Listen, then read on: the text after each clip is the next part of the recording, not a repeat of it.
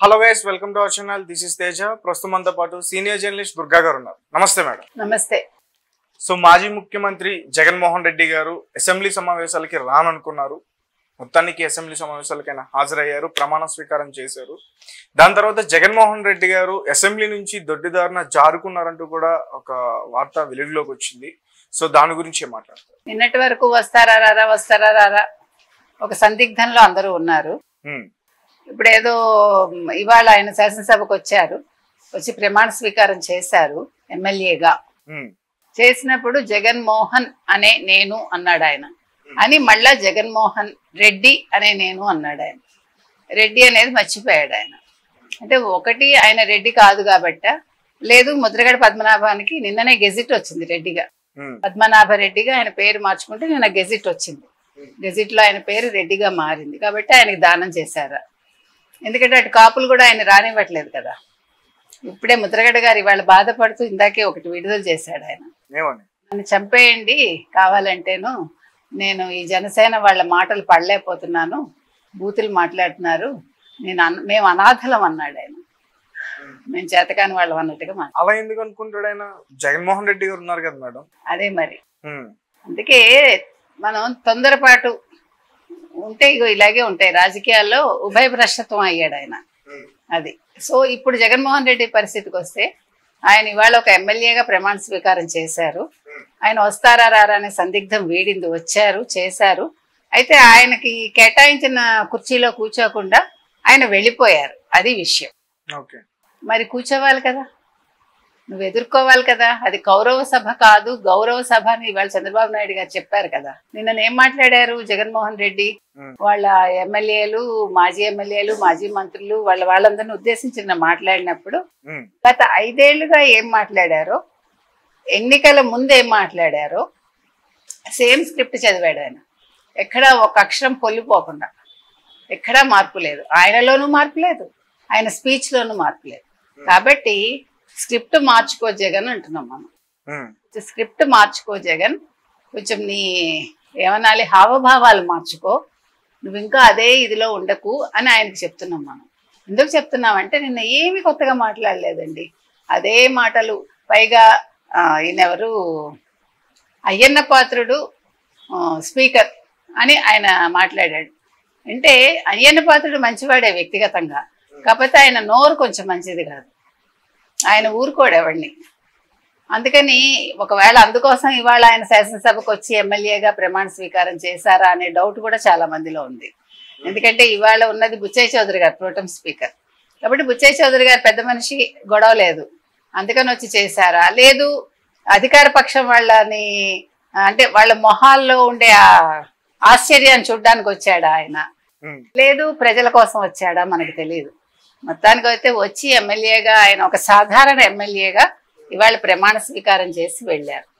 ఇది ఇవాళ ఆరంభం.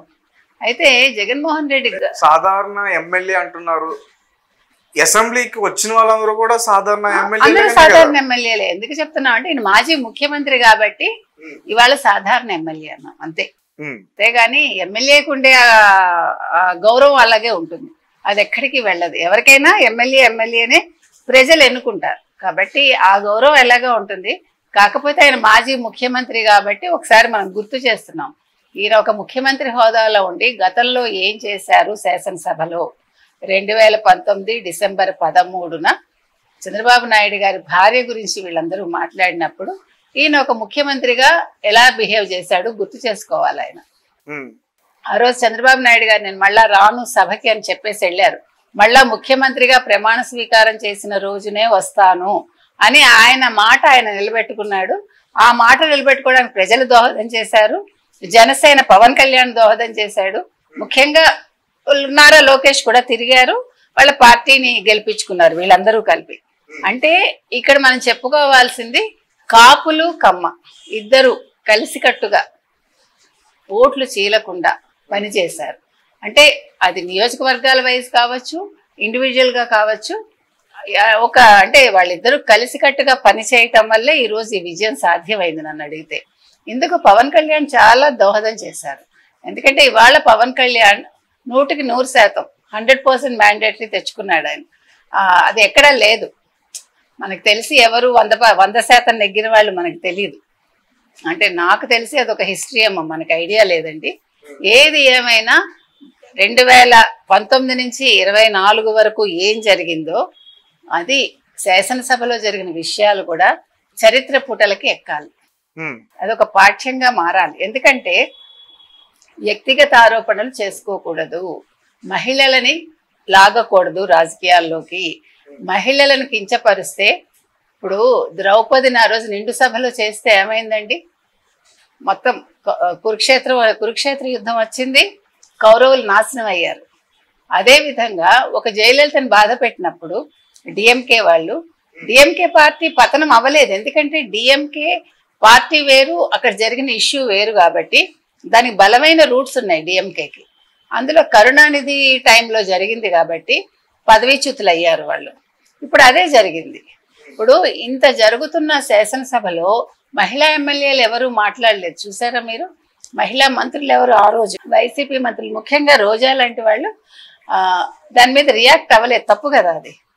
సో ఈ రోజు ఒక పార్టీ పడిపోయిందంటే, అంటే కర్ణుడి చావుకి చాలా కారణాలు ఉన్నట్టుగా ఈరోజు జగన్మోహన్ రెడ్డి పతనానికి ఆ రోజు ఆ కారణం కూడా, ఆ రోజు జరిగిన ఆ అంశం కూడా ఒక కారణం అయింది. కాబట్టి ఈ రోజు ఆయన ఓడిపోవటానికి సంక్షేమాలు ఎవరిని గెలిపించవు. మనం పదే పదే అదే చెప్తున్నాం, మీకు గుర్తుంటే. సంక్షేమం ఒక్కటి ఉంటే ఎవరు కూడా అధికారంలోకి రారు. ఇవాళ చంద్రబాబు నాయుడు గారు కూడా సంక్షేమాలు ప్రకటించారు, మీకు గుర్తుంటే. కానీ ఆయన సంక్షేమాల కంటా కూడా రాష్ట్ర అభివృద్ధి వైపు డే 1 నుంచి ఆయన తన దృష్టిని పెట్టారు, మీరు గమనిస్తే. ఇప్పుడు చాలా మంది అడగచ్చు, సంక్షేమాల మీద ఫైల్స్ మీద సంతకం చేయలేదేంటి అని. సంక్షేమ పథకాలకి ఫైల్స్ మీద సంతకం చేయక్కర్లే, అవి ఆటోమేటిక్ గా జరిగిపోతాయి. ఫస్ట్ వస్తే ప్రభుత్వ ఉద్యోగులకి జీతాలు పడతాయి. ఫస్ట్ వీక్ లో అందరికి వెళ్లాల్సిన సంక్షేమాలు వెళ్తాయి. ఇప్పుడు ముఖ్యంగా ఆంధ్రప్రదేశ్కి కావాల్సింది పోలవరం, అది జగన్మోహన్ రెడ్డి చేయలేదు. నెక్స్ట్ అమరావతి, జగన్మోహన్ రెడ్డి పాడుపెట్టాడు. నెక్స్ట్ రైల్వే లైన్లు, జగన్మోహన్ రెడ్డి పట్టించుకోలేదు. ప్రత్యేక హోదా గురించి ఆయన పదే పదే మాట్లాడుతున్నాడు జగన్మోహన్ రెడ్డి. 16 మంది ఎంపీలు ఉన్నారు, ఎందుకు ప్రత్యేక హోదా గురించి మాట్లాడటం లేదు చంద్రబాబు నాయుడు అని అడుగుతున్నాడు ఆయన. నువ్వు 2019 నుంచి 24 వరకు ఏం చేశావు? ముఖ్యమంత్రి హోదాలో నీ దగ్గర 22 మంది ఎంపీలు ఉన్నారు, నువ్వు ఏం చేశావు? అంతే కదా. ఇప్పటికన్నా ఇప్పుడు ఒక 6 మెంబర్స్ ఎక్స్ట్రా ఉన్నారు కదా. మరి నువ్వు ప్రతిసారి వెళ్ళి ఢిల్లీకి ప్రత్యేక విమానంలో ఏం చేశావు? నీ కేసులు మాఫీ చేసుకున్నావా? సిబిఐ కోర్టు శుక్రవారం నిన్ను పిలవకుండా ఉండడానికి నువ్వు అక్కడ వాళ్ళ ముందు మోకరిల్లు వచ్చావా? నువ్వేం చేసావని? నువ్వు 5 ఏళ్లలో రాష్ట్రాన్ని ఏం చేశావు? 500 కోట్లు ఇచ్చి ఒక విలాస భవనాన్ని కట్టించుకున్నావు. ఈ రోజు దాని మీద మాట మారుస్తున్నారు నీ మంత్రులు. ఇదే రోజా ఆ రోజు ఏం మాట్లాడింది, మధ్యలో ఏం మాట్లాడింది, నిన్ననేం మాట్లాడింది చూసుకుంటే ఆ వేరియేషన్ మనకు తెలుస్తుంది. అదే విధంగా కొడాలి నాని నిన్న ఇంకా పొగరు తగ్గలేదు. ఆ వెధవలు ఎవరు? రమ్మనండి, ముష్టి పడేస్తాము ఫర్నిచర్ కి, ఎట్లా మాట్లాడాడు. కోడెల శివప్రసాద్ని కూడా నిన్న ఎట్లా మాట్లాడాడు చనిపోయిన వ్యక్తి గురించి. అంటే మీకు బల్బులు దిగవు. మీకు ప్రజలు ఇంత మ్యాండేటరీ ఇచ్చినా, మీరు వద్దు మొర్రో అన్నా కూడా ఇంకా నువ్వు ఇలాగే ఉన్నావంటే నీకు కాదు నష్టం. ఈ మాజీ మంత్రులు ఎవరైతే ఉన్నారో, ఈ మాజీ ఎమ్మెల్యేలు ఎవరైతే ఉన్నారో, వీళ్ళ మాటలకి, వీళ్ళ చేష్టలకి, వీళ్ళ చేతలకి బలయ్యేది జగన్మోహన్ రెడ్డి. అది జగన్మోహన్ రెడ్డి గుర్తుపెట్టుకోవాలి. ఇప్పుడు ఆయన ఇవాళ నష్టపోవటానికి సగం వీళ్ళు కూడా కారణమే. ఒక రోజా కారణం, ఒక అంబటి కారణం, ఒక కొడాలి కారణం, ఒక వల్లభనేని వంశీ కారణం, ఒక బొత్స కారణం, ఇలా లిస్టు చెప్పుకుంటూ వెళ్తే బోల్డ్ వస్తుంది. కాబట్టి జగన్మోహన్ రెడ్డి సలహాదారుల్ని 100 మందిని పెట్టుకోవటం కాదు, ఒకళ్ళు సరైన వాళ్ళు ఒకళ్ళని పక్కన పెట్టుకుని ఫస్ట్ వినడం నేర్చుకుంటే ఆయన, ఇప్పుడు చెప్తే వినాలి, లేదు తెలుసుకోవాలి, రెండూ లేకపోతే పరిస్థితి ఇలాగే ఉంటుంది.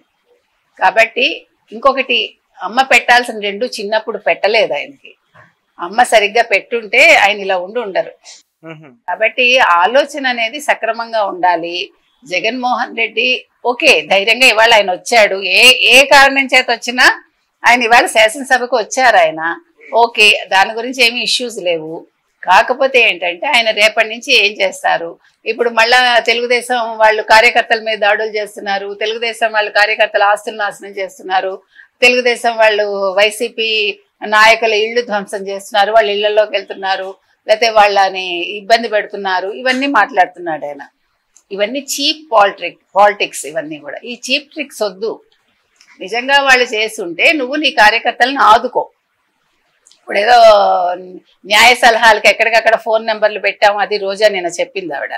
సో అవి కాదు నువ్వు మాట్లాడాల్సింది. నువ్వు కార్యక్షేత్రంలోకి వెళ్ళి, నువ్వు ప్రజాక్షేత్రంలోకి వెళ్ళి నువ్వు చేసిన తప్పులు ఏమిటి, నీ పార్టీ చేసిన తప్పులు ఏమిటి రెక్టిఫై చేసుకో, తెలుసుకో.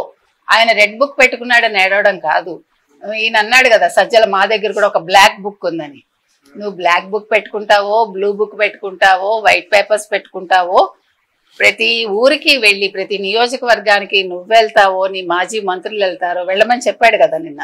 మీరందరూ మీ నియోజకవర్గాల్లో తిరగండి, కార్యకర్తలకు ధైర్యం నింపండి, ఇవన్నీ చెప్పాడు కదా.